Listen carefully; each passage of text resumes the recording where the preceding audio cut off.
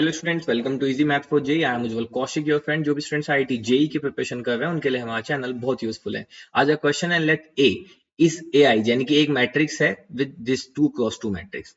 If A I J is the को factor of this matrix, यानी कि जो कैपिटल ए आई जे वो रिप्रेजेंट कर रहा है को फैक्टर को, एंड सी आई जे एक मैट्रिक्स है सी, that is summation of k1 into 1 to 2 aik and ajk, and ij is between 1 to 2, and c is equal to nothing but this cij matrix, then what is the 8 times of determinant of c? तो चलिए, बड़ा interesting question है। मैं आपको थोड़ा detail से बताऊंगा तो ऐसा हो सकता है वीडियो की लेंथ थोड़ी लंबी हो, बट आपको समझ आएगा। चलिए, तो सबसे पहले ए पे काम करते हैं। तो हमें ए गिवन है। अब ए 2x2 की मैट्रिक्स है, तो ए कैसा होगा? ए nothing but a11 a12 a21 A22 इस फॉर्म का होगा। ये मैंने क्यों लिखा? क्योंकि जैसे ही मुझे यहाँ पे को फैक्टर दिखा तो मुझे ये बात समझ में आ गई कि मुझे कहीं ना कहीं मैट्रिक्स को आगे पीछे इंटरचेंज करना होगी। यहाँ पे मैट्रिक्स के एलिमेंट की मल्टीप्लाई हुई है विद कॉरेस्पॉन्डिंग कुछ को फैक्टर से, तो इसलिए मुझे मैट्रिक्स को ऐसे लिखना पड़ा। अब यहाँ पे ये मुझे गिवन क्या है मैट्रिक्स? तो ये गिवन है log of 128 with base 5, log of 5 with base 4, log of 8 with base 5, log of 25 with base 4। ठीक है, तो सबसे पहले मैं यहाँ पे डिटर्मिनेंट निकाल लेता हूं ए का। ठीक है, तो डिटर्मिनेंट ए का निकालेंगे तो उससे क्या होगा? log 128 with base 5 into log 25 with base 4 minus log 5 with base 4 and log 8 with base 5। अब देखो, यहां से मुझे कुछ भी नहीं सोल्व होकर मिल रहा है। ठीक है, लेकिन आप एक बात ध्यान दिए, जब भी आपको इस तरह से गिवन हो तो आप कोशिश कीजिए कि जितना आप log की प्रॉपर्टी यूज करके उसको रिड्यूस कर सकते हो उतना रिड्यूस करें। अब रिड्यूस करने के लिए हमारे पास दो प्रॉपर्टी जो हम यहाँ पे यूज करेंगे। सबसे पहले log, अगर आपको गिवन हो a विद बेस b तो हम इसको लिख सकते हैं log a upon log b। ठीक है, और दूसरा, अगर हम एक्सपोनेंट प्रॉपर्टी log a की पावर b गिवन हो तो हम इसको लिखते हैं b log a। बस इसी को हम यहाँ पे यूज करने वाले हैं। तो ये जाएगा log 128 बाय log 5। ठीक है, तो पहले मैं log 5 लेता हूं। अब देखो 128 है तो 128 को कह सकते हैं 2 की पावर 7, है ना?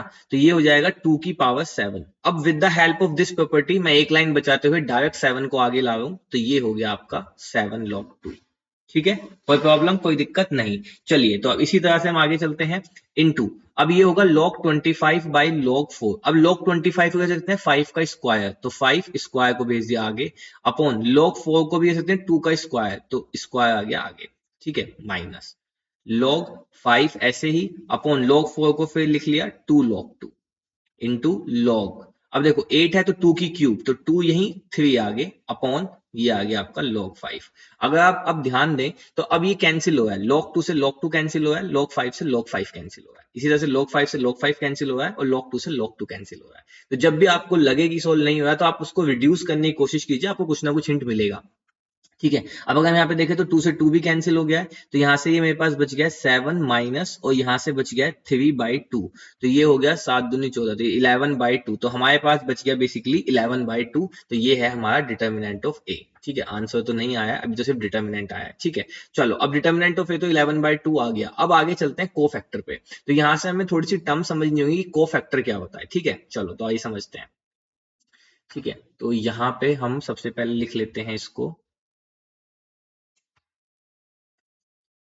तो देखो, अब एडजॉइंट ऑफ ए क्या होता है? ठीक है, एडजॉइंट ऑफ ए होता है कि जो हम को फैक्टर निकालते हैं, यानी कि capital A11 A12 A21 A22, इसका ट्रांसपोज ये होता है मेरा एडजॉइंट ऑफ ए। ठीक है, आप सभी लोग जानते होंगे बहुत अच्छे से। और हम एक रिलेशन वो जानते हैं, that is A inverse is equal to adjoint of A upon determinant of A. ठीक है, ए इनवर्स को 1 अपॉन ए कर लें तो यहां से बहुत इजीली हम कह सकते हैं कि हमारे पास एक रिलेशन होता है कि A determinant of A this is equal to A adjoint of ए।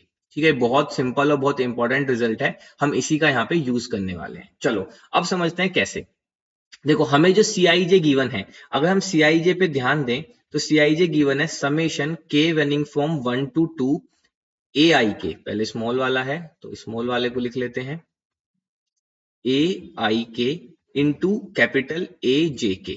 तो आप सबसे पहले यहां से 1 1 यानी कि C11 निकालने की कोशिश कीजिए, क्योंकि C मैट्रिक्स यही है ना CIJ। तो C मैट्रिक्स कैसी दिखती होगी? कुछ ऐसी दिखती होगी, C11 C12 C21 and C22, कुछ ऐसी दिखती होगी। तो C11 निकालने की कोशिश करें तो I की वैल्यू भी 1, J की वैल्यू भी 1, तो देखो क्या आएगा। तो ये बन जाएगा A1K इंटू A1K। ठीक है, ये K नीचे ही है, चलो अब यहाँ पे k की वैल्यू पुट करो, तो k जब 1 पुट करेंगे तो ये आ जाएगा A11 into capital A11 plus, क्योंकि समेशन है, अब k की वैल्यू 2 पुट करो तो A12 इंटू A12।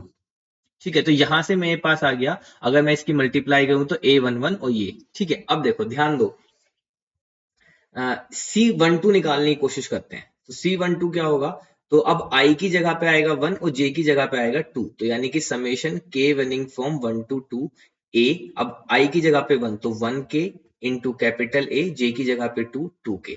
अब K की वैल्यू पुट करो तो A11 इंटू A21 प्लस, अब के की वैल्यू 2 पुट करो तो 12 इंटू A22। ठीक है, इस तरह से मेरी मैट्रिक्स सी बन रही है। अगर आप ध्यान दें तो ये जो मैट्रिक्स बन रही है, दिस इज नथिंग बट, अगर मैं ए का उसके एडजॉइंट से मल्टीप्लाई करता हूं तो यही मैट्रिक्स बनती है। नहीं समझ आया, आइए समझते हैं। देखो जो हमने ये लिखा था ना, अब हम इसका यूज करने वाले हैं। ठीक है, देखो ए मैट्रिक्स क्या थी मेरी, ए इंटू एडजॉइंट ऑफ ए, इसकी मल्टीप्लाई। मैं यहाँ पे कलर भी चेंज कर लेता हूँ। ठीक है, चलिए, तो ए मैट्रिक्स थी मेरी A11 A12 A21 A22। ठीक है, यही मैट्रिक्स मानी थी। अब एडजॉइंट ऑफ ए क्या होगा, इसका ट्रांसपोज। ठीक है, को फैक्टर का ट्रांसपोज, तो ट्रांसपोज कर देंगे तो A11 A12 और यहाँ पे आ जाएगा A21 A22। ठीक है, आप इसको मल्टीप्लाई करो मैट्रिक्स को, देखो क्या आएगा। तो पहली रो जो है, पहली रो पहले कॉलम से मल्टीप्लाई होगी, तो मल्टीप्लाई होने पे क्या आ जाएगा, A11 प्लस A12। ठीक है, इसी तरह से क्या होगा फिर, आपकी जो पहली रो है, अरे हट जा भाई, इसी तरह से क्या आएगा, जो आपकी पहली रो है, अब ये दूसरे कॉलम से मल्टीप्लाई होगी। ठीक है, तो चलिए मल्टीप्लाई करते हैं, देखते हैं क्या आता है। तो यहां से मल्टीप्लाई करेंगे तो आएगा A11 A21। ठीक है, प्लस A12 और A22। ठीक है, इसी तरह से अगर मैं और मल्टीप्लाई करता हूं तो आगे चल के क्या आएगा, अब देखो, अब सिंपल है। अब इसी तरह से हम यहाँ से थर्ड को निकाल लेते हैं, तो थर्ड आएगी हमारी फिर से इस, यानी कि सॉरी, ये। तो आपका सेकंड रो और अब की बार आएगा आपका फर्स्ट कॉलम, तो मल्टीप्लाई कीजिए इनकी, तो क्या आएगा, A21 A11 plus A22 A12, और इसी तरह से फोर्थ क्या आ जाएगा, A21 प्लस A22। तो अगर आप यहाँ पे ध्यान दें तो जो मेरी सी मैट्रिक्स थी वो थी C11 C12 C21 C22। अब C11 आ क्या रहा था, देखो A11 capital A11 A12 capital A12, तो देखो A11 capital A11 A22 capital A12। C12 क्या आ रहा है, A11 A21 A11 A21 A12 A22 A12 A22, यानी कि जो ये मेरी सी मैट्रिक्स है, this matrix is nothing but A into adjoint of A। For clarity हम A को कर लेते हैं, हम C13 और फाइंड कर लेते हैं। तो C13 क्या होगा, K रनिंग फ्रॉम 1 to 2। अब देखो I की जगह पे आएगा 1, तो यानी कि A1K into capital A। J की जगह पे आ जाएगा आपका नहीं 13 क्या है, तो 21 फाइंड करेंगे ना, अब सॉरी सॉरी सॉरी, तो 21 फाइंड करेंगे। यहाँ से C21 फाइंड कर लेते हैं।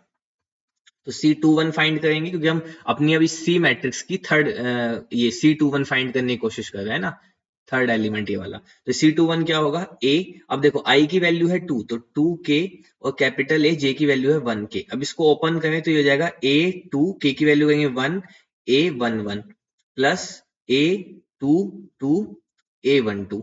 अब अगर आप यहाँ पे ध्यान दें तो थर्ड एलिमेंट यही है ना, A21 A11 A22 A12। तो यानी कि यहां से बस हम यही कंक्लूड करेंगे कि जो मेरी ये सी मैट्रिक्स मुझे गिवन है, this is nothing but A into adjoint of A।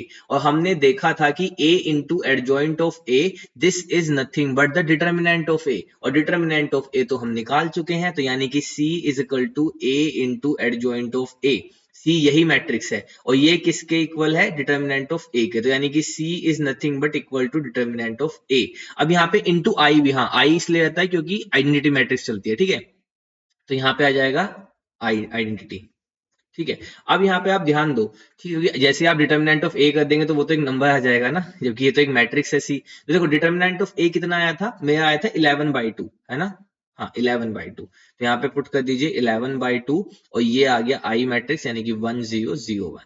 ठीक है, अब यहाँ से सी मैट्रिक्स कितनी आ गई, यानी कि 11/2 0 0 11/2 ये आ गई आपकी सी मैट्रिक्स। अब आपको फाइंड क्या करना था, 8 टाइम्स ऑफ डिटर्मिनेंट ऑफ सी, तो कर दीजिए फाइंड। 8 इंटू डिटर्मिनेंट ऑफ सी कितना आ जाएगा, 11/2 इंटू 11/2 माइनस 0, तो उसकी कोई जरूरत है नहीं हमारे पास, तो हमारे पास ये आ गया 8 टाइम्स ऑफ दिस। चलो अब इसको कैंसिल कर लेते हैं, तो ये 4 दूनी 8 कैंसिल हो गया, तो यहां से हमारे पास आ गया 2 इंटू 121, तो ये आ गया 242, तो 242 this is our right answer. I hope you are able to understand the video. If you have still any doubt, you can ask to me into the comment box. Thank you very much. Please subscribe the channel. Be happy.